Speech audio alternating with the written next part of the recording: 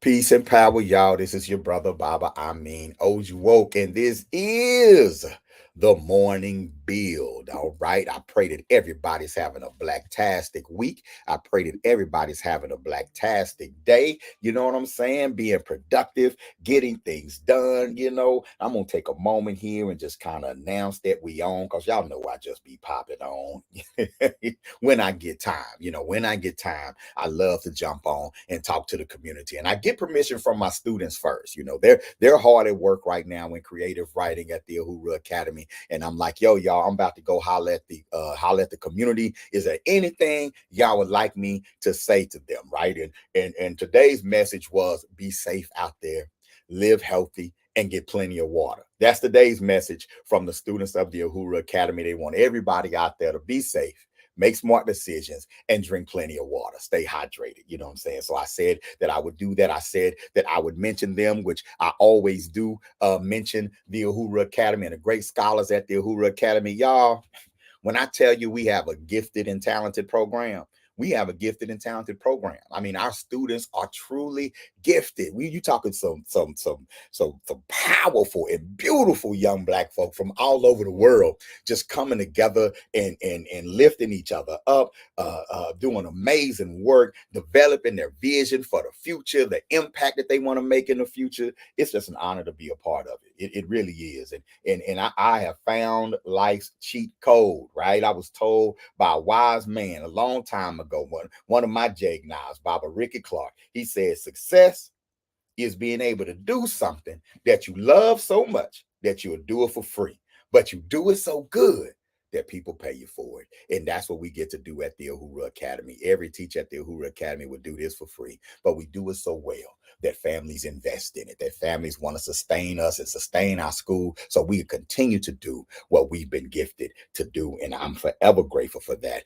Go to uhuruacademy.com and definitely check us out as I let some folks know that we are in here. You know what I'm saying? While I let some folks know that we are in here this morning, just to share a little African wisdom, right? Just to share a little African wisdom. And so we are definitely honored and blessed to be able to bring a message today. And I'm just gonna spam some people, y'all. I just be spamming people with this positivity. You know what I'm saying? So if you don't like it, unfriend me. You know what I'm saying?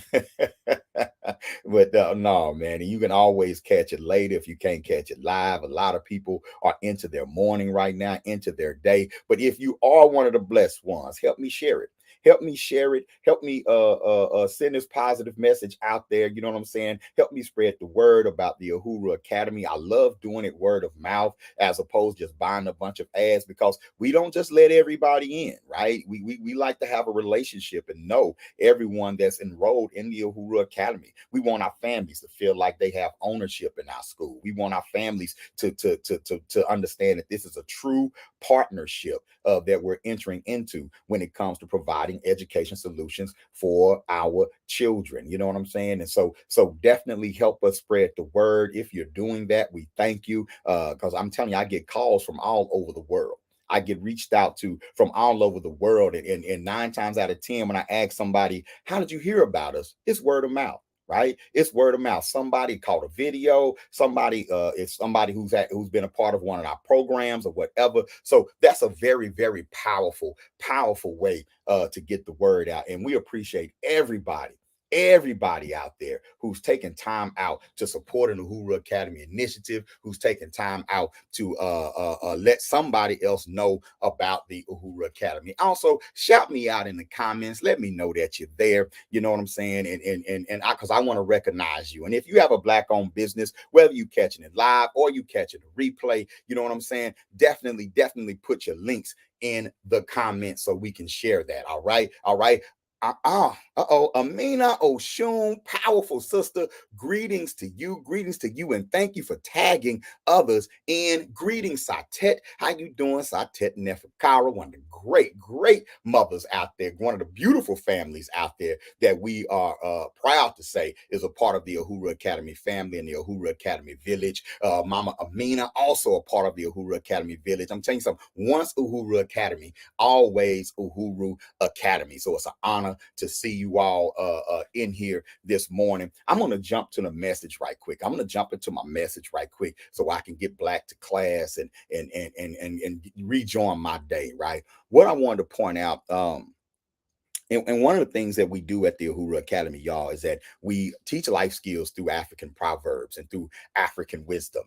And we've been talking, what we've been talking about this week, we've been learning in our African history class about the Black Power movement, the youth of the Black Power movement, right? And really going into detail about what motivated the young people of the mid and late 1960s and early 1970s to take the stances that they took, how they equipped themselves. People like Angela Davis, people like Assata Shakur, Afeni Shakur, people like Mutulu Shakur, and others, Huey P. Newton and Bobby Seals, what I'm saying? People like the founders of the Republic of New Africa. These were young people, right?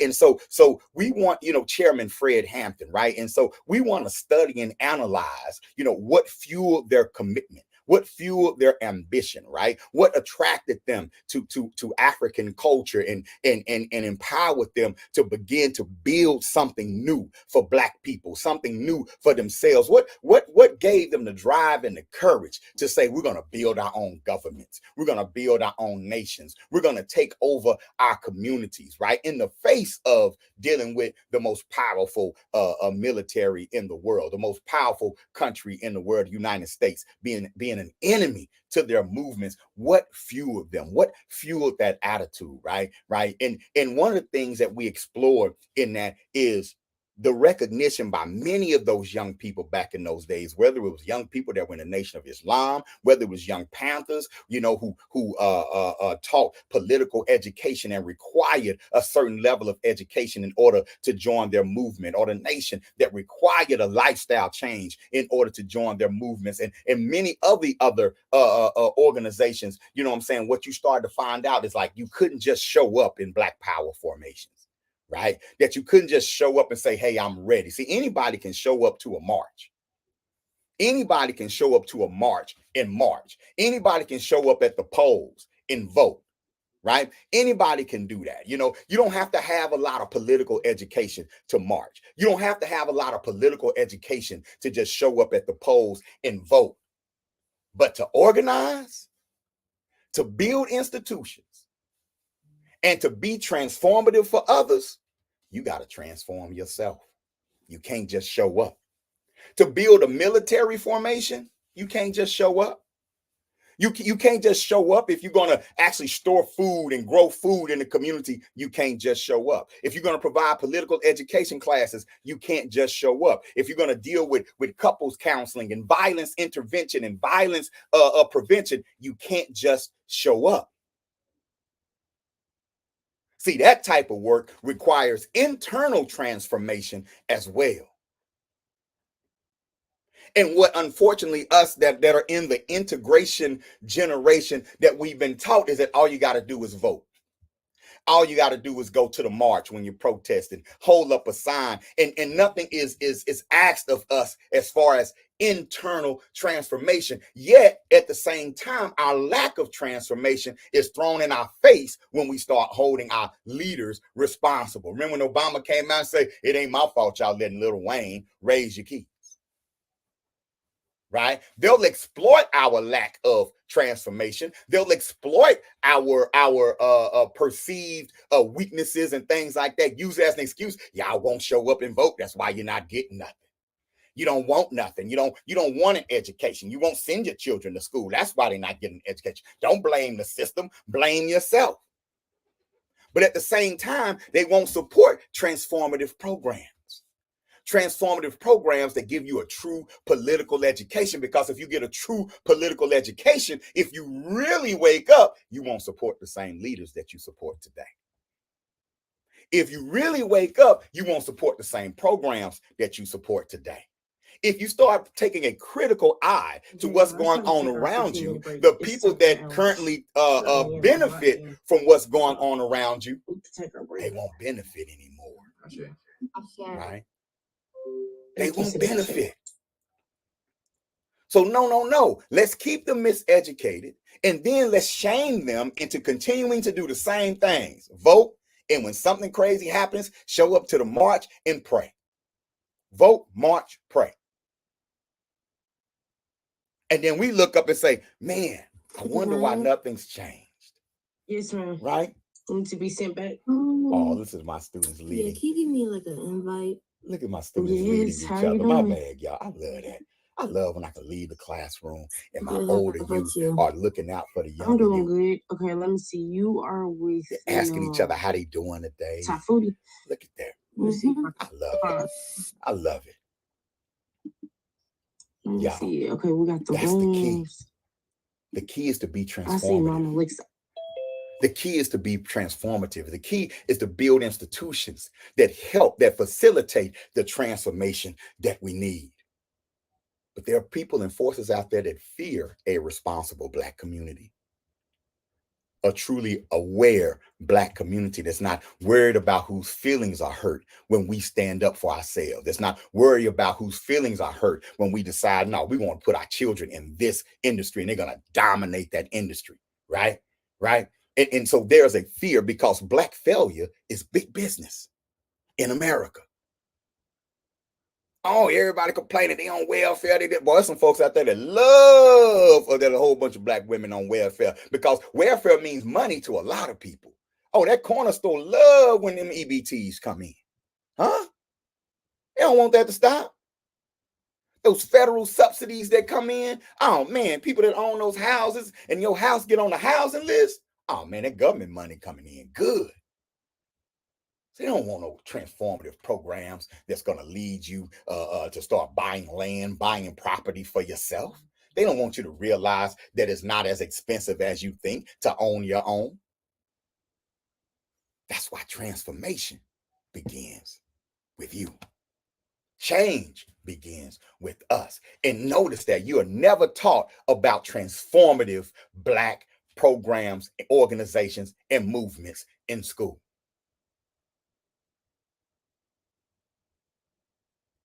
But y'all, we have to be willing to transform ourselves. We have to be willing to become disciplined. As is don't work when you're trying to affect real change. Your personal demons, your personal inconsistencies can destroy you on the path to change. Yeah, I've been a part of several Black Power formations. And even inside of our Black Power formations, we still struggling. We still struggling with ego. We're still struggling. We're still struggling with putting the people first. We're still struggling with putting the community first. We still struggle to get past our squabbles and get back to work. Like, it's okay to squabble. It's okay to argue behind the scenes. That has to happen because iron sharpens iron. But when that arguing prevents the work from being done, then we have a problem. When an arguing causes the organization to split and then not even deal with each other, then we have a problem, especially when both organizations are claiming that they want the same thing. Disruptive disagreements got to go.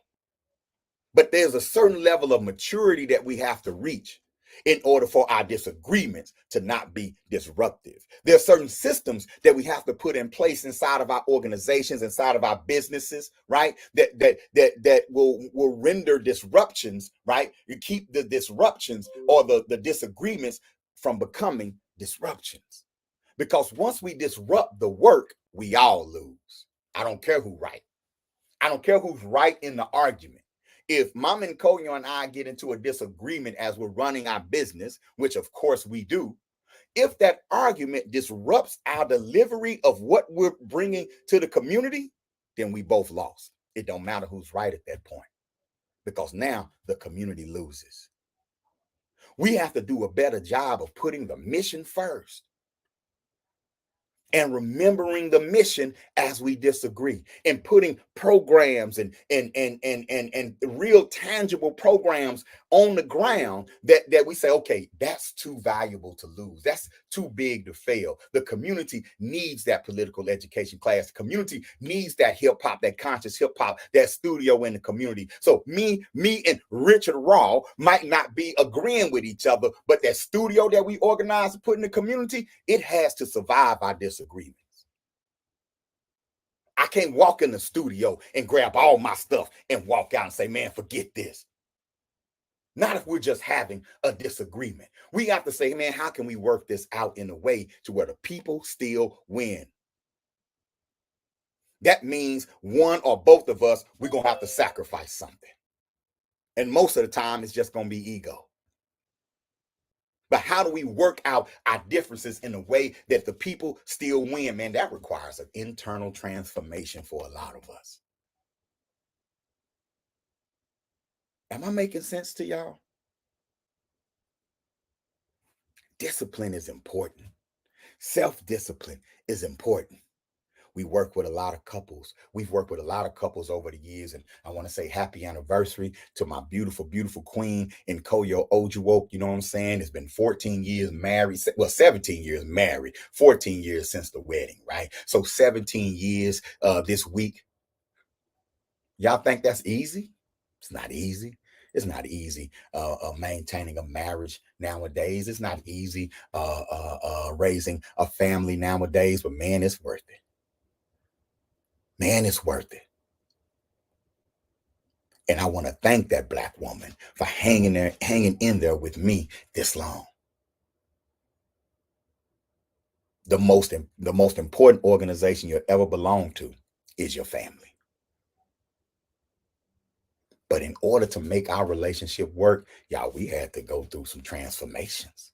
We're still going through transformations. We're still humbling ourselves and sacrificing, not just for each other, but for the bigger picture.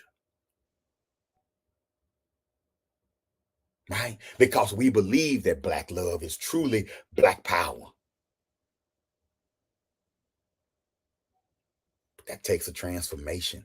And we've counseled couples, we've married couples over the years together as a team, but that does not mean that our relationship is perfect. I'm not saying we have a perfect relationship. We have a committed relationship. We have a determined relationship. We have a purposed relationship.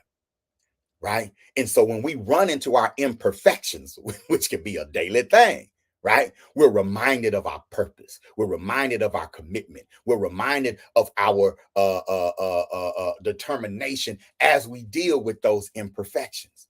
That don't mean we sit up and say, well, we just got to deal with that because, of all our commitments. That's not what we're saying. We're saying we're going to deal with these imperfections. We're going to make a commitment to deal with what's going on right here, but we're going to do it within the context of getting the mission accomplished. We're going to do it within the context of providing a powerful and loving home for our children. So the disbandment of that is not an option. Y'all see what I mean? Y'all see what that mentality is? But no, we're going to face this challenge. Oh, we're going to deal with what's going on. But the disbandment of why we're here, that's not an option. We got to work this thing out. If we don't, in the end, we going to know it's going to be because we've exhausted every attempt to make it work, every attempt to make it happen.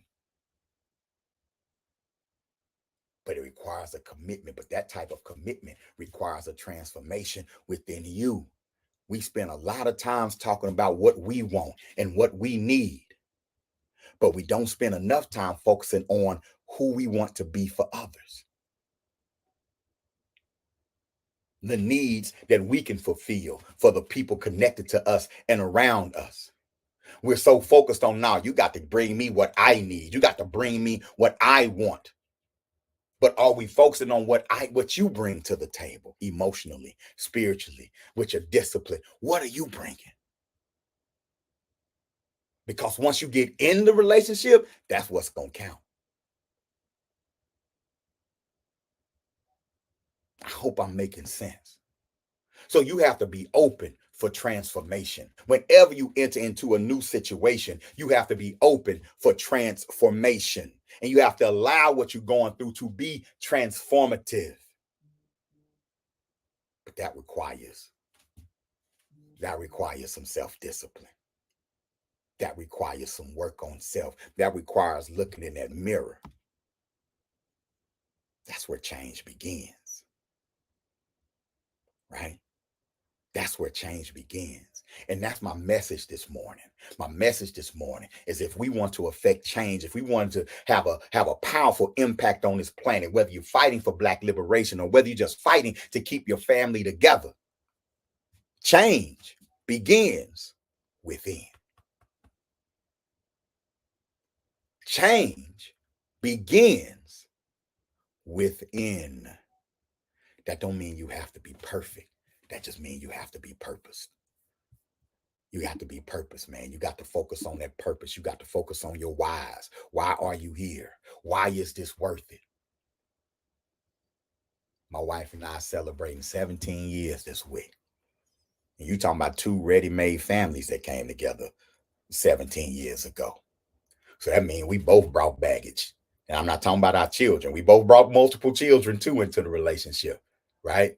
But we brought emotional baggage. We brought bad experiences. We brought a lack of trust into the situation as well. And we learned real quickly that sacrifices was gonna have to be made. That ego gonna have to be sacrificed. We learned real quickly that, man, this is gonna be some work. And we've learned so much over the past 17 years about ourselves. That's why y'all don't see us on here talking about other people. You don't really see us on here talking about such and such did me wrong, such a did me, because I always had an attitude first. If you do me wrong, I did me wrong, because why I didn't recognize the red flags. Why did I ignore? Most people who get over on you, right? You could have caught it before it happened, but there was something within you, whether it was ego, whether it was thinking with your lower self, it was something within you, right, that told you ignore the red flag. 9 times out of 10, you saw it coming, but you chose not to recognize it. So I'm always looking at me. I'm always trying to look at, okay, where did I go wrong? Right? Where did I go wrong? You know what I'm saying? To allow this to happen in my atmosphere.